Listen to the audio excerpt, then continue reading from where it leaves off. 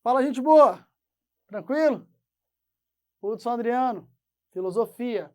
Agora, no módulo 3, aula 2. Vamos continuar com o caso grego, mais uma vez. Seguinte, gente, vamos trabalhar agora especificamente com o que nós chamamos classicamente de os três porquinhos da filosofia. Vamos trabalhar com a figura socrática, com a figura platônica e com a figura aristotélica. Vamos trabalhar com alguns dos itens que eles colocam para a gente, para nós percebermos a amplitude do pensamento filosófico. Filosofia é essa, que é ciência e que é capaz de gerar reprodução, sim. Volto a conceitos anteriores. Temos caráter epistemológico, temos caráter metodológico. Nos organizamos mentalmente e sabemos nos comportar de forma a comprovar o produto dos nossos pensamentos. Tranquilos? Então vamos lá. Quando dialogamos a respeito do caso socrático, Sócrates, na sua mais básica forma de pensamento, vai trabalhar com três grandes conceitos. O conceito de moral, o conceito de ética e o conceito de virtude. É claro, Sócrates tem outros trabalhos direcionados, por exemplo, à figura da política, do amor. Para isso, tá, eu peço para que vocês venham atrás de um livro socrático, certo? Que foi escrito pelo Platão, chamado Fédon. Perfeito? Esse livro vai fazer uma reflexão lindíssima a respeito do que é amor, se amor existe, ou se amor é sociologicamente determinado. Mas eu não vou entrar nesse assunto agora, não.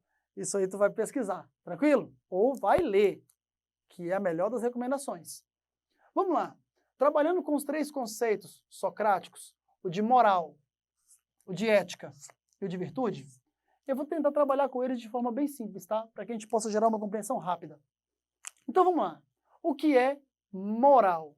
Moral é um conjunto conceitual que você aprende no diálogo para com os seus e no diálogo para com os outros.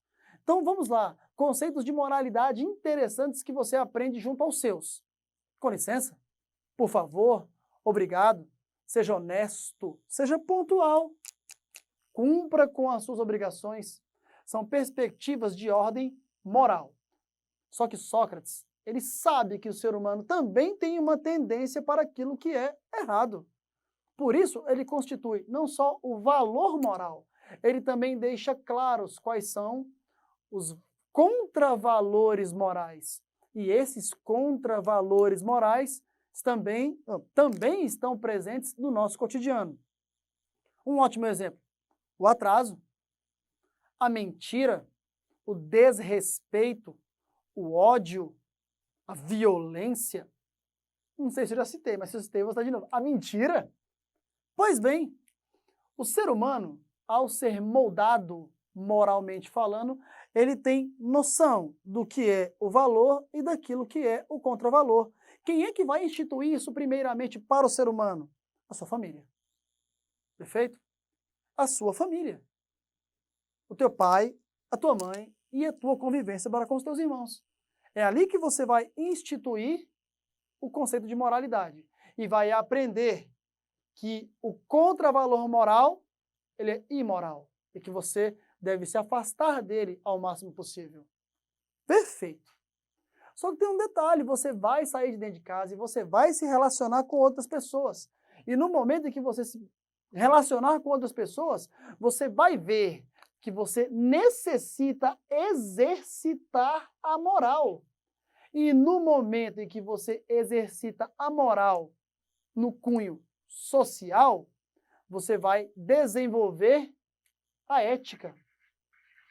Eu costumo dizer para os meus alunos, para poder tornar a leitura mais interessante, de que a ética é a moral em trânsito social.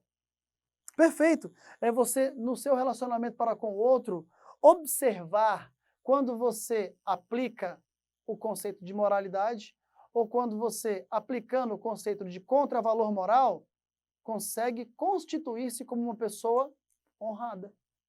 A audição, você usou um montão de conceitos diferentes. Exemplifica para mim. Legal. tem um exemplo que eu sei que ele é problemático, mas ainda assim eu vou me atrever a trabalhar com vocês. Quer ver, olha só? Bater é errado. Bater é errado. Nós não fomos educados ou moldados para bater. Principalmente quando você fala assim, um pai bateu num filho. Gente, bater é errado. Ponto final. Perfeito? Bater é contra valor moral. Entretanto, vamos lá. No momento em que, de repente, seu filho mente, se comporta de forma inadequada, e aí você diz para ele, filho, infelizmente eu vou precisar levantar erguer a minha mão para você e vou bater em você por esse motivo, por esse motivo e por esse motivo. Esse pai que levanta a mão para esse filho, ele tem dentro de si a ideia de que ele está gerando um processo de correção. Esse processo de correção, ele é pautado pela busca da moralidade. O pai em questão, ao bater no filho, ele acredita que vai estar gerando um processo de associação dentro da cabeça do filho. Olha, eu menti, eu me comportei mal e eu apanhei. Então, se eu não quiser apanhar, basta eu não mentir, basta eu não me comportar mal. O pai que gera essa agressão junto ao filho, dependendo de como ele gera essa agressão, com toda certeza ele está sendo antiético. Mas, segundo a minha avó, eu já citei ela em outros momentos, em outras aulas, taca não é santo, mas às vezes opera milagre. Então, eu apanhei do meu pai, quero deixar isso bem claro. E, de certa forma, gerou-se correção. Acredito que alguns de vocês estejam me assistindo também passaram por isso. Eu hoje sou pai. Eu não me orgulho de dizer que eu levantei sim a minha mão para os meus filhos. E sempre no intuito de corrigi-los de forma ética. Então, a ética é a moral em trânsito social. Em muitos momentos, eu posso dizer categoricamente para você, toda vez que você agir dentro da moral, você será ético. Mas eu também posso dizer que, às vezes, agindo de forma contravaloral, o Senhor será ético. Partindo desse princípio, eu vou te dar outro exemplo, que também é interessante. Mentir é ruim. E eu concordo. Mentir é ruim. Entretanto, dependendo de como você, em trânsito social, você dialogue para com a mentira, você pode realizar um prospecto de proteção e preservação social. Então, a mentira pode ser uma ferramenta que pode gerar um bem. Você vai mentir? Sim. E você vai gerar um bem social. Não individual, um bem social. Perfeito? E nesse caso, há males que vêm para bem. E o Senhor será ético, mesmo mentindo. Vou te dar o meu exemplo, entenderam? Quando meu pai faleceu num campo de futebol, os quatro irmãos dele foram até a casa da minha avó, mãe do meu pai. E aí, poxa, disseram para minha avó, no caso, né? Mãe, olha, o Itamar passou mal. Os quatro irmãos já sabiam que o meu pai havia falecido. Porém, eles disseram para a mãe deles que o meu pai só havia passado mal. Por que eles disseram isso? Porque minha avó era cardíaca e hipertensa. Então, o medo de dar a notícia de que o filho primogênito morreu poderia gerar um choque na minha avó, ela passar mal e falecer ali, sem apoio, sem atendimento. Então, os quatro irmãos deliberaram por mentir. Olha, mãe, o Itamar passou mal, ele está no hospital, vamos para lá. A minha avó disse, por que vocês quatro vieram aqui para dizer que o meu filho passou mal? E eles mantiveram a ideia de que o meu pai tinha tão somente passado mal, quando ele já havia falecido. Pois bem, conduziram a minha avó até um hospital. No hospital, eles deram a notícia de que meu pai realmente havia falecido. Graças a Deus, a minha avó não passou mal, mas a atitude mentirosa que meus tios tiveram foi protetiva. E se eu voltasse no tempo, eu teria feito a mesma coisa por ela. Eu não teria dado essa notícia dentro da casa dela, colocando a vida dela em risco. Eles agiram dentro de uma perspectiva imoral. Mas eu não tenho dúvida de que eles foram éticos. Por isso, quando os gregos vão desenvolver a filosofia, eles não estão preocupados com as questões últimas. Eles estão preocupados com os problemas que nos afligem sociologicamente. Tranquilos? Eu espero que vocês tenham entendido daquilo que eu tenho colocado para vocês. Perfeito? Vamos lá para o último conceito, então. Hudson, o que é virtude? De forma simples, virtude é caminhar para o bem. Todos nós temos virtudes. Todos nós temos. Cedo ou tarde, pouco ou muito. Todos nós temos virtudes. Entretanto, ser um homem virtuoso é algo diferente. Ser um homem virtuoso é você ter em todas as suas atitudes caminhos que geram sempre o bem. Então, suas atitudes são honestas, são direcionadas, são pautadas pela sobriedade, pelo equilíbrio, pela humildade, pela bem-aventurança. Isso é ser virtuoso. Todos nós buscamos uma vida de virtudes, uma vida virtuosa. Entretanto, as virtudes nós constituímos. Ser virtuoso é algo que a vida vai constituir para vocês. Eu posso dar exemplos de alguns homens virtuosos que deram a sua vida em prol de determinadas causas. E por isso o mundo fez reverência a eles. Vamos lá. Mahatma Gandhi, a como falar mal dele? Mesmo na desobediência civil e na resistência pacífica? Madre Teresa de Calcutá? Siddhartha Gautama, o Buda? O Papa João Paulo II do mundo cristão católico? Pois bem, são homens virtuosos que caminharam para o bem e que serviram de luz para milhares de outras pessoas. Então tomem cuidado. Virtudes nós temos. Agora, nós temos que buscar sermos virtuosos. É instituir um caminho de bondade e bem-aventurança em todas as direções.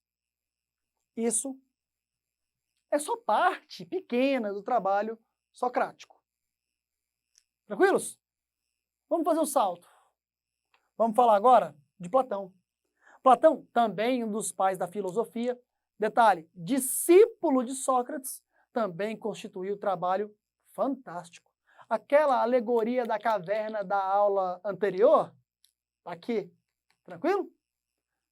Olha só, Platão vai refletir em cima de conceitos como república, coisa que nós consumimos hoje, cidadania, coisa que nós consumimos hoje, e democracia, coisa que nós consumimos hoje.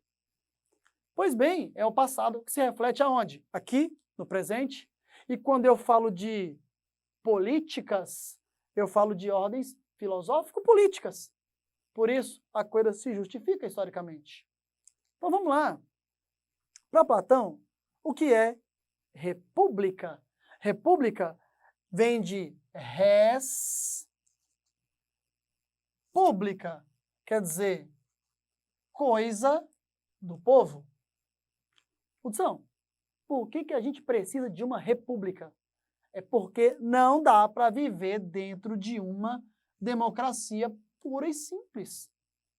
O próprio Platão disse, democracia pura e simples só dá para constituir se a comunidade for pequena. Se a comunidade for pequena, dá para viver a democracia plena, é a democracia direta. Por que só dá para viver democracia se a comunidade for pequena? Bom, o jogo é simples.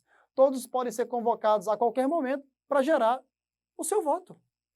Poxa, se todos podem ser chamados a qualquer momento, A comunidade tem que ser pequena. Por quê? Para você movimentar todo mundo num curto espaço de tempo, carece de tempo e carece de investimentos.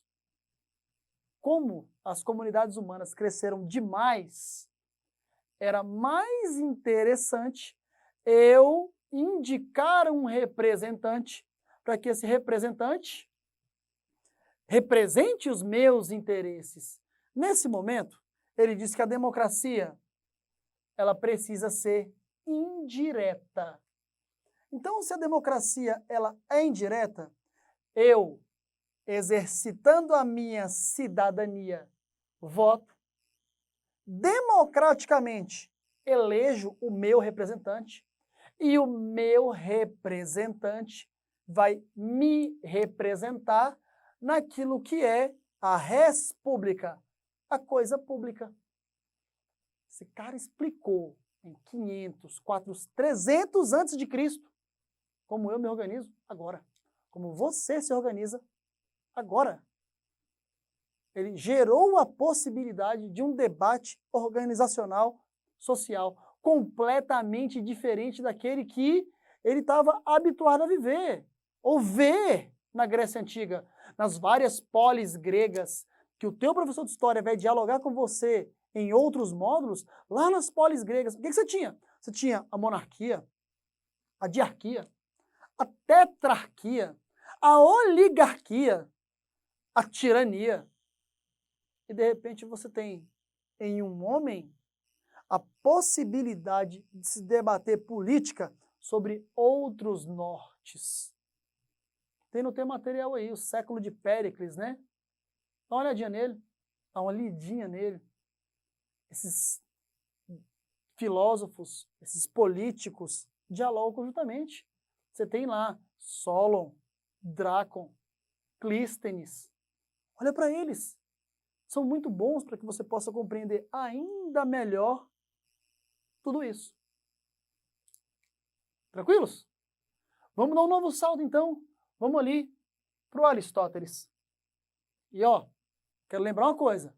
Eu não esqueci disso aqui não, tá? Deixei para o final. Quando falo de Aristóteles, falo para vocês principalmente do caso helenístico. Por quê? Vamos lá. Sócrates, professor de Platão. Platão, professor de Aristóteles. Eu costumo dizer que o aluno superou o mestre, o aluno superou o mestre. Logo, o pensamento platônico é mais complexo que o pensamento socrático. E o pensamento aristotélico é mais complexo do que o pensamento platônico. É uma questão de superação. É o meu pai, eu e o meu filho. Fatalmente, o meu filho vai ter um processo de desenvolvimento muito maior e muito melhor que o meu. Assim eu espero. Pois bem, quando eu vou dialogar com vocês sobre Aristóteles, eu preciso observar primeiramente o período histórico. Esse é o período em que o grego viveu a Guerra do Peloponeso, se autodestruiu, e o Alexandre o Grande da Macedônia conquistou a Grécia. Tu vai ver tudo isso também lá em história. Quando o Alexandre o Grande da Macedônia conquista a Grécia, ele conquista porque, primeiramente, teve uma educação grega, apesar de ser macedônico. Ele era apaixonado pela cultura grega. Então, para esse macedônico, conquistar a Grécia era uma questão de honra. Era uma questão de fazer vez a todo o conhecimento que ele constituiu. E detalhe, ele conseguiu. Ele não só tomou a Grécia, mas ele é o primeiro homem a tentar conquistar o mundo. Esse é Alexandre o Grande. Quando o Alexandre o Grande parte para a conquista mundial, você vai ver que ele vai tomando os povos por si só e vai levando a educação grega para esses povos e dizendo a eles: quer continuar com a sua cultura? Continue, mas tem uma outra aqui fantástica, que é aquela que descende dos gregos. Por isso, ele carrega Aristóteles consigo. E Aristóteles, ele vai gerar a perspectiva do helenismo. O que é o helenismo? É você levar a cultura grega, o conhecimento grego para outros povos. Ele não só servia a cultura grega para outras comunidades, ele também, ao constituir cidades, ele levou a base cultural grega para essas novas cidades. Eram as Alexandrias. Ó, Sudição, Fantástico. Eu acho maravilhoso tudo isso. E em toda essa construção cultural que vai ser feita, é claro que elementos filosóficos vão sendo propostos e vão gerando novas possibilidades para o ser humano. Aqui eu cito 2 desses elementos que Aristóteles vai desenvolver junto à comunidade grega. Nós temos dentro dos liceus, nas escolas constituídas pelo grego antigo, a possibilidade, em meio às árvores, à natureza, às reflexões, gerarmos formas diferentes de organização do intelecto humano. Cito para vocês 2 das 4 escolas aristotélicas. Cito o ceticismo, cito o epicurismo. Olha só como Aristóteles pensou. O que é o ceticismo? Bom, o ceticismo, como escola aristotélica, é a arte de questionar, duvidar. E Aristóteles diz, duvidar é fundamental para qualquer ser humano, principalmente para um pesquisador, para um cientista, para um filósofo. Mas por que perguntar é tão importante? Porque quanto mais perguntas você fizer a respeito de um determinado tipo de conhecimento, menores são as possibilidades de você cometer erros analíticos. Então, duvidar é protetivo para o indivíduo que procura o conhecimento. Futuramente, principalmente lá no módulo 4, vocês vão ver um cara chamado René Descartes. Esse cara chamado René Descartes escreve um livro chamado O Discurso do Método. E nesse Discurso do Método, ele fala na teoria da dúvida metódica. Falarei sobre isso no próximo módulo. Mas quero dizer que ele tirou isso, na era moderna, do antigo. Do antigo. Então, duvidar é fundamental para a construção de um conhecimento bem consolidado. Uma outra ideia que Aristóteles propõe para a gente é o epicurismo. E esse epicurismo que eu proponho para vocês é você buscar saciar as suas vontades, saciar os seus desejos, procurar a felicidade com base em um equilíbrio moral, ético e virtuoso. Epicurismo não tem nada a ver com perda de caráter moral, não tem nada a ver com bebedeira, com festas, com vinculações mágicas e fantásticas com relação à sexualidade, nada. Tem a ver com a construção de um ser humano que vai procurar no conhecimento a construção da sua felicidade. Poxa, eu particularmente acho isso fantástico. Esses homens todos, eles têm um compromisso. Esse compromisso é o compromisso com a verdade. E essa verdade, ela tem que ser não só proposta, ela tem que ser demonstrada de maneira significativa. Todo filósofo tem compromisso com a verdade. Todo historiador, todo matemático, químico, físico, biólogo e qualquer outro cientista que você puder pensar ou citar, todos eles têm um compromisso com a verdade. Agora, qual a grande perspectiva que eu quero deixar para o final dessa aula? É dizer que todo cientista, e o filósofo foi o primeiro a se debater para com esse indivíduo, tem que se contrapor ao sofista. Sofistas nós vimos na antiguidade, na era média, na era moderna, na era contemporânea, e eles devem estar aí ao redor de vocês. Ai, Hudson, o que é o sofista? O sofista é aquele indivíduo que sabe muito, e manipula a verdade em prol dos seus próprios interesses. Então, para o sofista, a verdade é meramente um ponto de vista. Se você me pagar bem, eu posso defender a ideologia que você quiser. Vou pegar elementos soltos, associá-los e, pautado por uma retórica muito bem instituída e por uma oratória muito bem constituída, manipular e dobrar a verdade na direção que eu quiser. Um sofista tem compromisso com seus interesses, enquanto um cientista tem compromisso com a verdade. Logo, Sócrates, Platão e Aristóteles abominavam sofistas. E cuidado, pode ter aí do teu lado. Tranquilos? Um beijo, galera. Fique com Deus. Até a próxima aula, tá bom? Tchau, tchau.